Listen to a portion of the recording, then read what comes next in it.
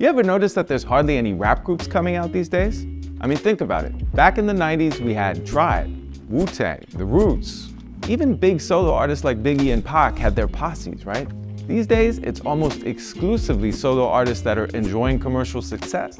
Major labels aren't really signing groups anymore unless they're already bubbling under and they become too hot to ignore, like Migos or Griselda. So what happened? Why are rap groups dying out and why aren't labels pushing them anymore? Here are 3 theories. Theory number 1, ego.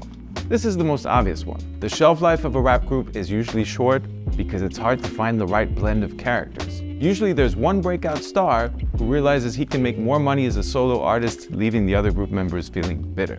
As Ice Cube told the Wall Street Journal, there's more money in the solo play. The royalties don't go up for how many members you have in the group.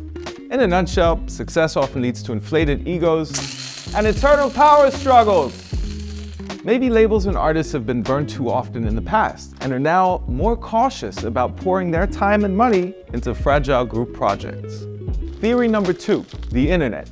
Back in the 80s and 90s, group members usually came from the same neighborhoods. Thanks to the internet, artists are no longer confined to their local vicinity. It's easier than ever to find your tribe and organize features or collaborations with artists around the globe. Thanks to social media, it's also easier to build your own artist brand and following. This was almost impossible to do back in the 90s when you needed power in numbers to spread the word.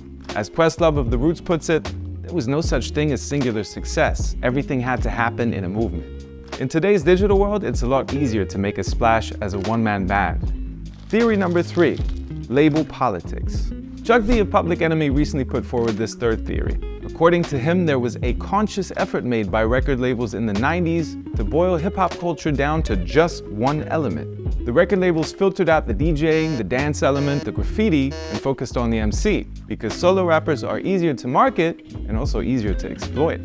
As Chuck D puts it, hip-hop became a whole bunch of soloists in the 90s because it was easier to renegotiate with one person than a group. What he's saying is that labels made a conscious effort to destroy the collective so that they could make more money and have more influence over artists. Divide and conquer. Sweet deal for the labels, but it left a lot of rappers feeling salty.